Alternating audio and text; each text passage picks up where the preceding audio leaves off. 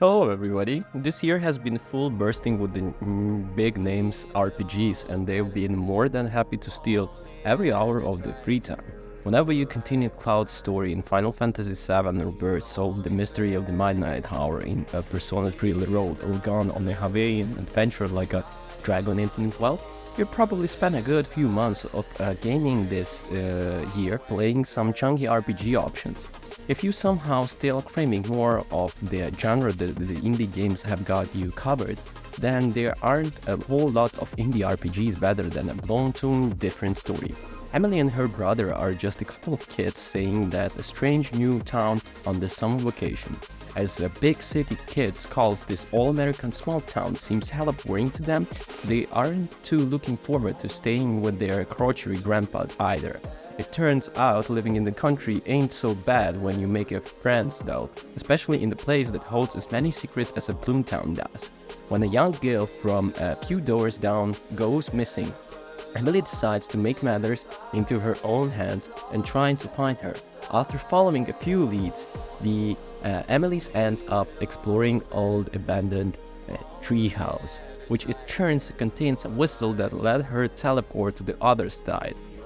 In this world, monsters roam free and only with the power of the inner guardians of Emily and company can be defeated. The story is setting of Bloomtown. A different story is essentially a cross between person and Stranger Things. That as good as it sounds. Fighting various Gushies like sword-wielding broccolis and cats and hats and turn-based affair with all of the usual elements, attacks, status and you'd expect. And especially when it compared to its peers throughout Bloomtown, the same interesting stuff use stages. In fighting, status and enemy will obviously benefit you from a variety of ways, like dealing damage or weighting their stats, but also leave them vulnerable or uncertain of her attacks and their turns, but they also take extra damage from the fire and ice in the state. Hitting these clever combos and crucially without their fights and leads to the combo that is far more engaging than just mashing the attack option.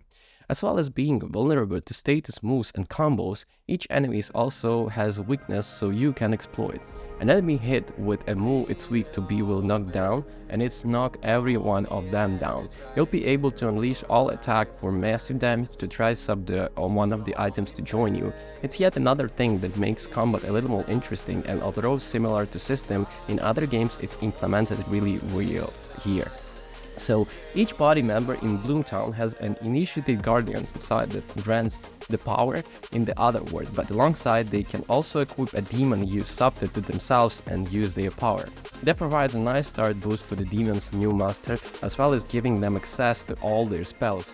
You even have the ability to sacrifice leftover demons to power up the ones you want to use the fusion, which is a great way to ensure your favorites stay strong.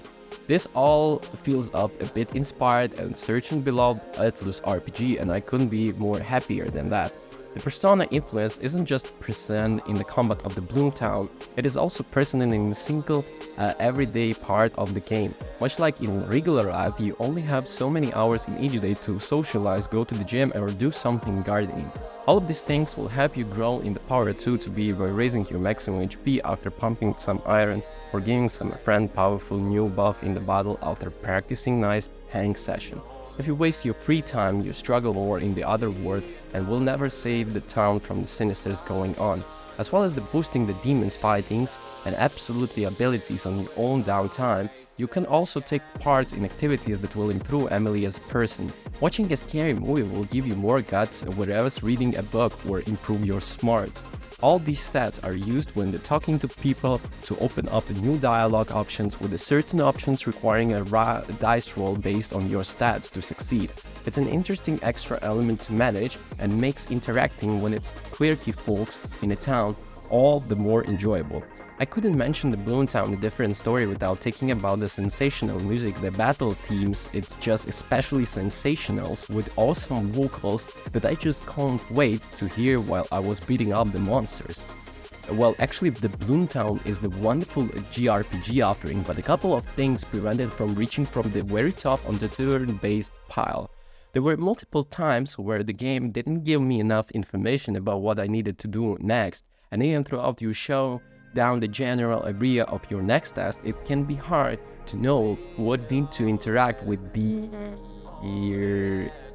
which is frustrating. Yeah. It's also hard not to think of some elements of the game as personal but worse, which feels harsh, but when the game is so similar, those comparisons will be made.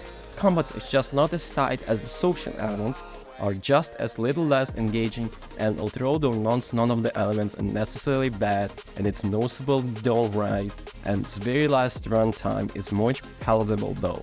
Bloomtown is a different story and a wonderful and charming RPG with a fun combat, an excellent world, and sensational soundtrack. The mix of dungeon exploring, monsters fighting, and everyday life is almost as compelling as it is in the Persona games. But comparing this to the games that inspired in many leads to slight disappointment. Still, if you're looking for an interesting RPG with an unusual setting and a lot of charm, you will have a blast on this otherworld adventure.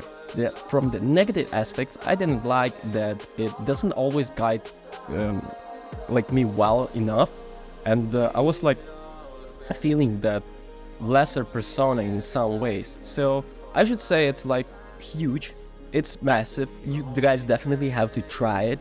The mark would be, I guess, 8 hedgehogs out of 10 hedgehogs, so it would be good. And the positive aspects, it's a great combat and banging soundtrack, and also everyday elements balanced out of the combat also are very good. Nevertheless, thank you for watching. Don't forget to rate, comment down, and subscribe. Every information you can find in the video description. If not, you can just text me and wait until I reply. Thank you, bye.